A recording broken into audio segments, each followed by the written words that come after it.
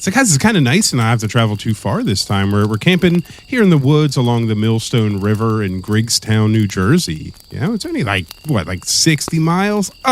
Beautiful, easy drive. Did you say Griggstown? No, Griggstown. Griggstown. I feel like you're saying something and I'm hearing something. I'm hearing Griggstown. It could be Griggstown. All right. I mean, listen, if this episode's good, maybe we'll take over Griggstown, make it Griggstown, and also we'll somehow annex it back to Pennsylvania because I don't want to live in New Jersey. I don't want to either. Yeah, Pennsylvania's better. Let's stay here. Yeah, but it's a nice night, and I kind of there's a cryptid here in this town, or at least there was, and I really think it's an interesting story. I had never heard about it before. Okay. And, it was mentioned to me, and I was like, "Ooh, let's do this one because I need something easy this week." Yeah, I gotta say, busy week, dude. Yeah. I think Jersey Devil. I can't think of any other cryptids from that area. When you were saying, yeah. When you said Jersey, I was like, "Is this it?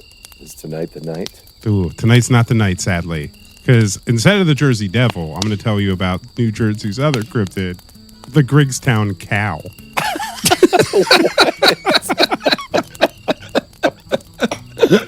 Oh yeah, I was taking a drink when you said that. All right, I'm in. Yeah, it's just a cow.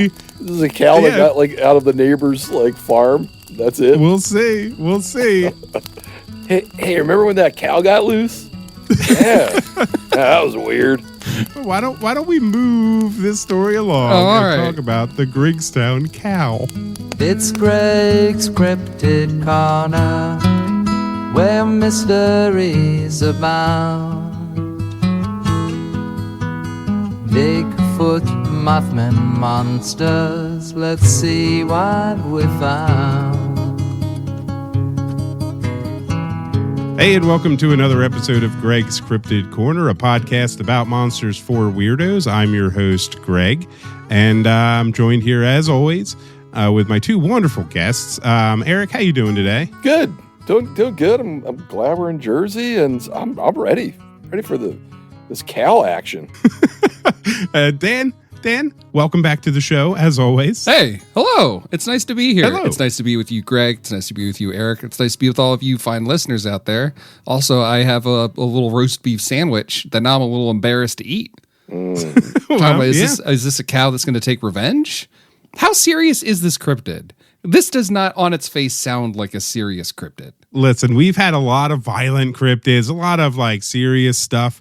I just wanted something gentle this time. Okay. And there is a reason I'm bringing this one up. There might be people listening going this one's ridiculous. I'm not listening to it. But listen, there's a reason. And I need Dan and Eric to hear this. So that we can maybe have a conversation going around some other topics. So, okay. So let me first tell you about the Griggstown Cow, and then we'll kind of just see where the conversation goes. Stop laughing at him. He's a good boy. It's the combination of the cow. No, I'm in love with it. It's a combination of the fact that it's just cow. That's hysterical. And then it's Griggstown. It's Griggstown. Yeah. G-R-I. That's definitely what I'm hearing. Sure. Yeah. All right. Yeah. So let me tell you about Griggstown Cow.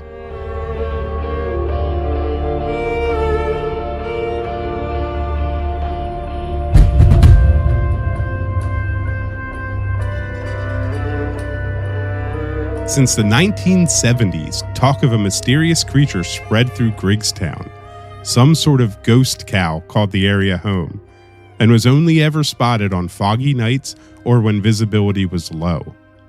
No good evidence had ever been captured of the beast, except a few questionable blurry photographs. Both hunters and hikers said they'd seen the creature walking the trails they used, but no tracks or other evidence were ever found on the scene. Now, why would the ghost of a cow be walking around this little Jersey town? It's got beef. And what?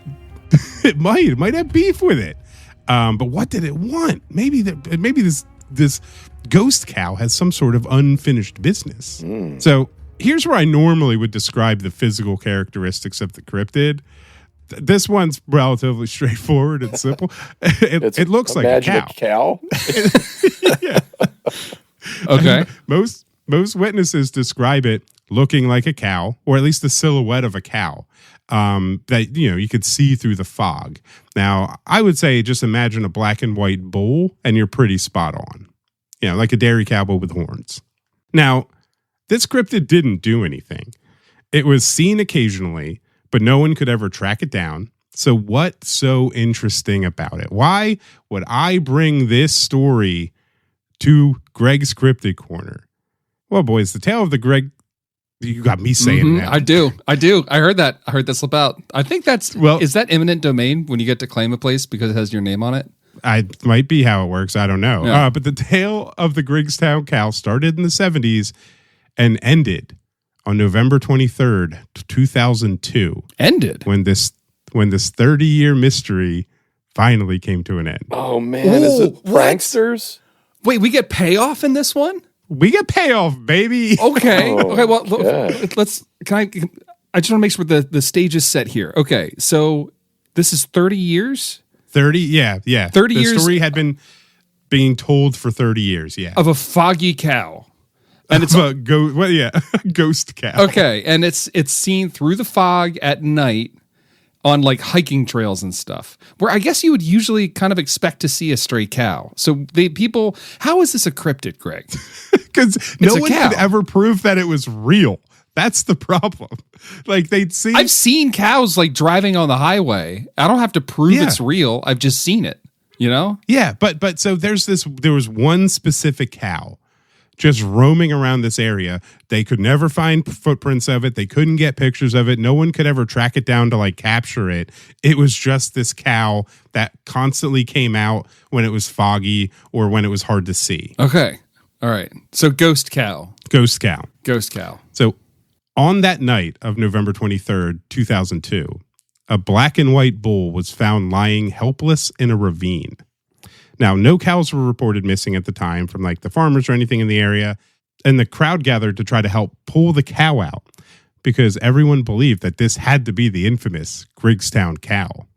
Now, unfortunately, after examining the cow, he was found to be exceptionally old and exhausted. The group was able to pull the cow out of the ravine, but he continued to just lie down where he was placed, and he laid there for a full 2 days before a vet was called in to euthanize this sweet prince, as it's the most humane course of action. Oh, that's sad. Wow. I thought this was going to be fun. That was not my theory.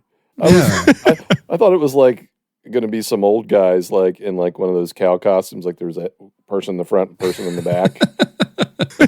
They started it when they were like teenagers and now they're in their 80s and they're like, we can't do this anymore. They gave up and told everybody it's a prank. Maybe it's no. Like 3 days after they euthanized it to come back to life and ascend into heaven. Is there more to the story that we haven't gotten to yet? No, that's the Griggstown Cow story. Oh, wait, is it over? Well, they did bury the cow around the area. So it had been. So let's just get to this part. So like, why tell this story? It's a cow. It's just a real cow. Yeah. Right. Yeah. But that's the point. So it roamed this little area of New Jersey for 30 years without anyone actually knowing if it was real or not. That is pretty wild. Yeah.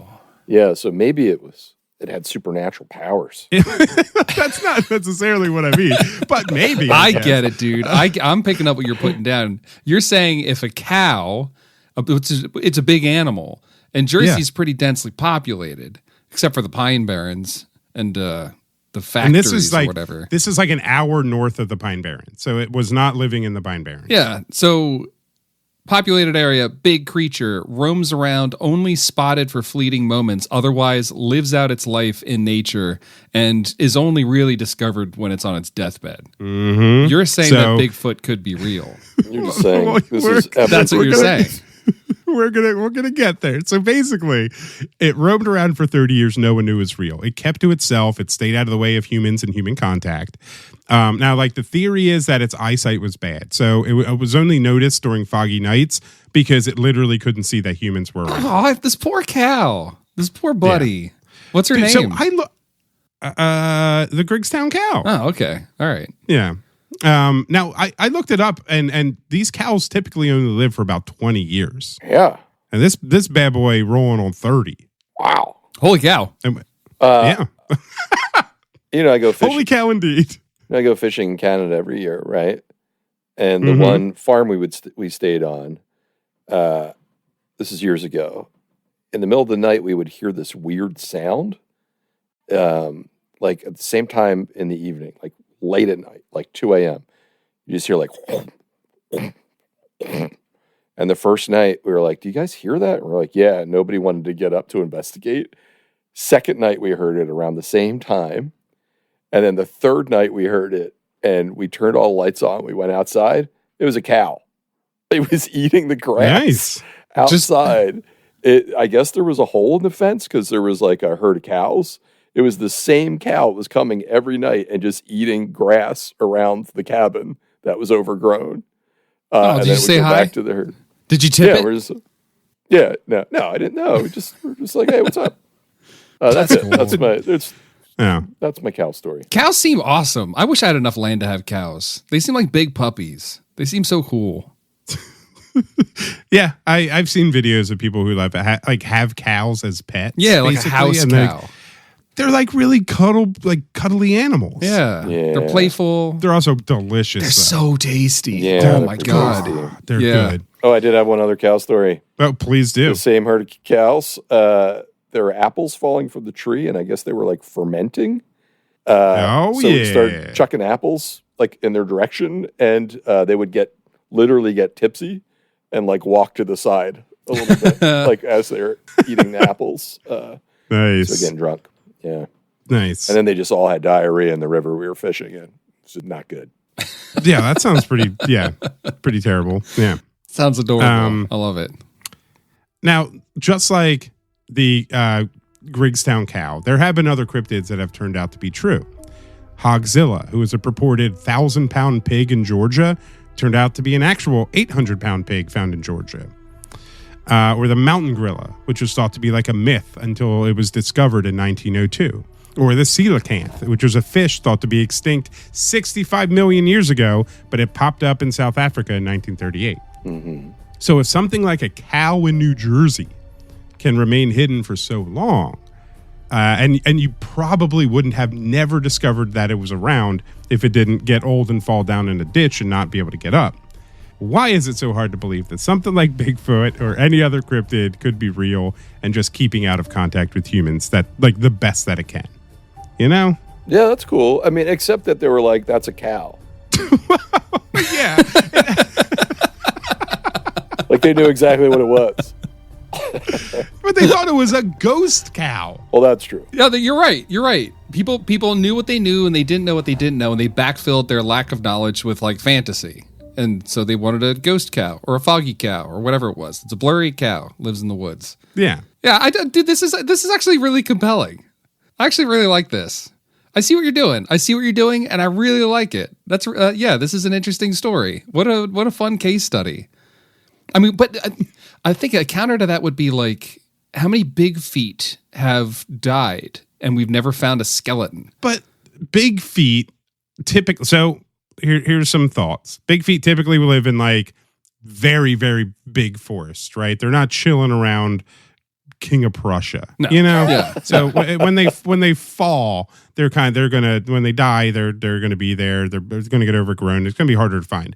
2, maybe big feet have funerals just like we do. Maybe they bury their dead. They might. Elephants have graveyards, right? Yep. Yep. Crows mourn their dead. Yep.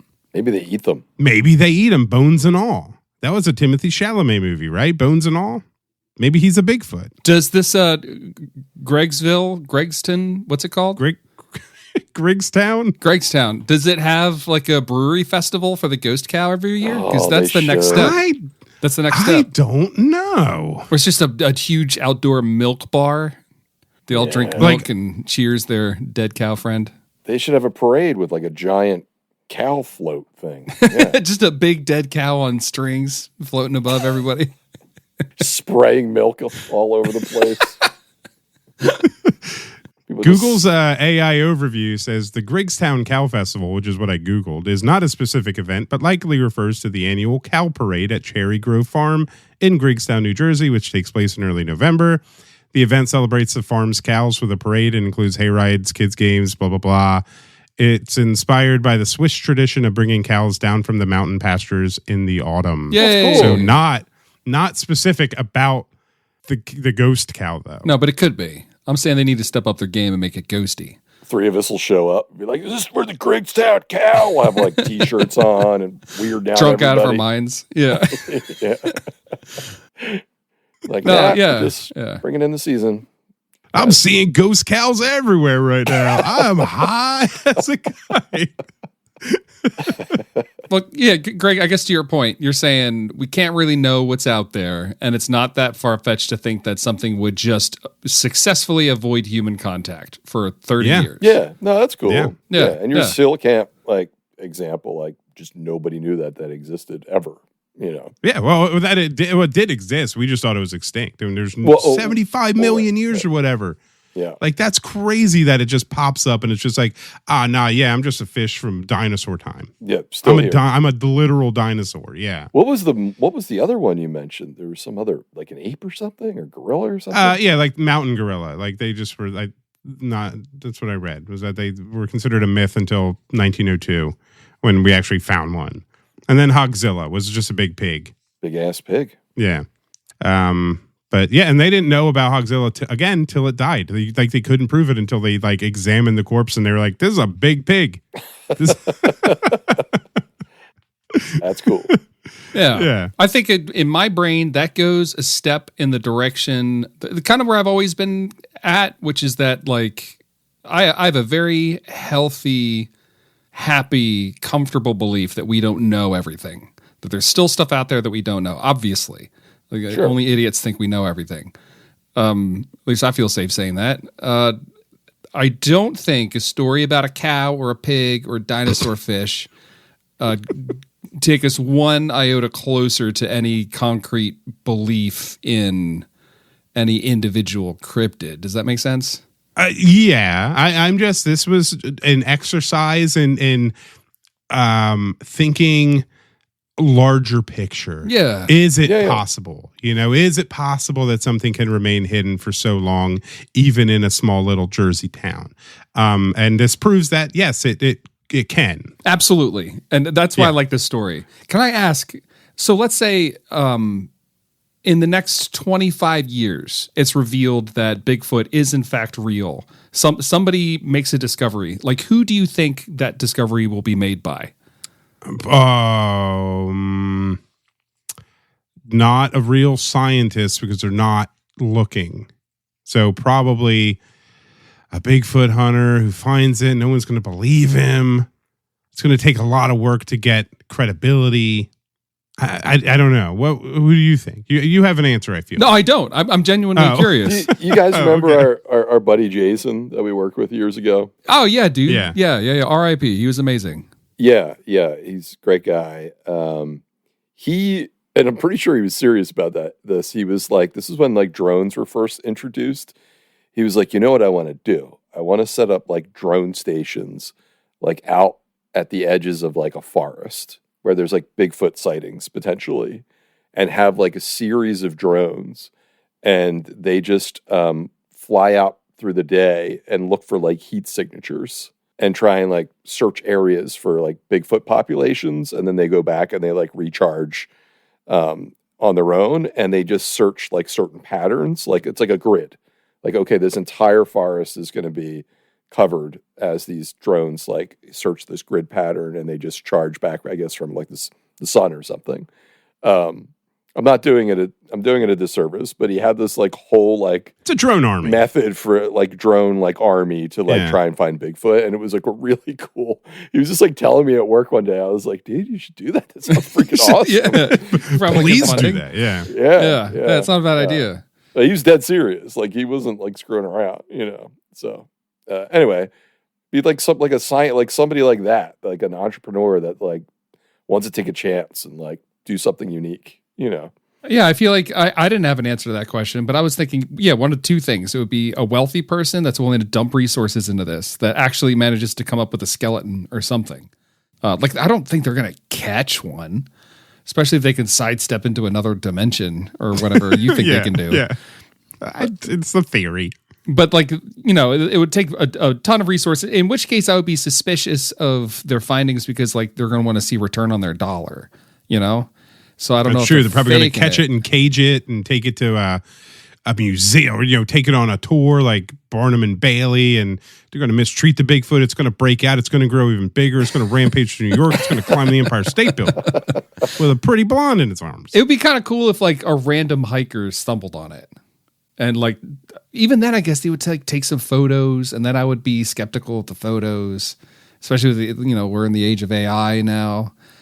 Yeah, I don't know. I do wonder what that would look like. It would have to be the equivalent of this story, where somebody stumbles on an old dying one, and a whole bunch of people come and study it while it's like, on its deathbed, and they can all watch as it. I don't know, when it dies, does it Yoda? Does it like dissolve and disappear? Yeah. Yeah, it goes back to the Earth where Bigfoot comes from, or space where possibly Bigfoot or the center of the Earth. I don't. Yeah. We don't know. Yeah. I mean, the other thing that could happen is you're on a family road trip and it comes out of the woods and you hit it with your car, and then you lives at your house for a while. Yeah. Yep. Man, that would make a great movie. Maybe call it Harry and the Hendersons. That's a movie we're going to need to watch on Patreon. We got to add that to the list. Yeah, for sure. But yeah, so that was the Griggstown Cow. Again, turned out to be a real cow, not a cryptid. But for 30 years, people thought this New Jersey town was haunted by a ghost cow. So that's pretty great. Awesome. Yeah, that's pretty great. Can I put it out there? If other people have an answer to that question of if we were to discover this, what do you think that discovery will look like? Like, who will do it? What will they find? I am curious to know. If anybody listening to this has like a solid theory, or if you fantasize about this for long enough and you have like a story, I want to hear it. Like, maybe they go to like our Patreon and comment on this episode's post or something? They would like to, or they could comment on just our Instagram or Spotify, or get it to me. I want to read it, or leave a 5-star review on Apple Podcasts and tell us who would find Bigfoot. And normally we'd read 5-star reviews on the show. So go ahead and do that. We don't have any today, sadly. No. But that's fine. It is what it is. People still love it. I get passed on the street all the time and they go, "Greg, I love it. I love you." That's true. So it's kind of nice. Yeah. And speaking of love, give a shout out to our patrons who joined at our the Your Squonk level. Amy's Birdhouse, Liam Neville, and Bridget. Thank you guys for continuing to support the show, and we appreciate it. And well, we love you. We love you as much as we love the idea of finding Bigfoot. We appreciate it. We wouldn't be doing this without all of you. Actually, this is Greg's podcast. I shouldn't be saying. I'm just a guest. Greg couldn't have paid for the gas to drive us out here to Jersey if it wasn't for you guys. Thank you. Yeah, and we're gonna get some. What's a Jersey food? Taylor ham, pork roll. I'm not sure which one they call it. Is that a Jersey food? That's an absolutely a Jersey food. Huh. Pork roll. Okay. Pork roll. All right. I've heard of pork roll. I just didn't know it was a Jersey thing. Yeah, it's definitely a Jersey thing. But yeah, if you want to join our Patreon, head on over to, I think it's patreon.com/Greg's Cryptid Corner. Hopefully. Gabagool. And, or there's a link in our bio and in the episode description for this episode, and Gabagool. And that's a Jersey food. Follow us on Instagram. I've seen The Sopranos. It's a Sopranos food. You can also follow us on Instagram at Greg's Cryptid Corner. We'll post the day before the episode saying what creature we're going to talk about. And this was a cow. Wait. About a cow this week. You tell people in advance what creature we're going to talk about? The day before the episode comes out. Really? Yeah. Oh, okay. All right. Okay. I didn't know that either, dude. Yeah. Interesting. I appreciate that you both follow Greg's Cryptid Corner. I don't have an Instagram. I'm so sorry. I'm blind to the world. It's all good. Yeah. So as always, I'm Squonk. You're Squonk. Go Birds. Follow us on Patreon. Come and follow us on Patreon.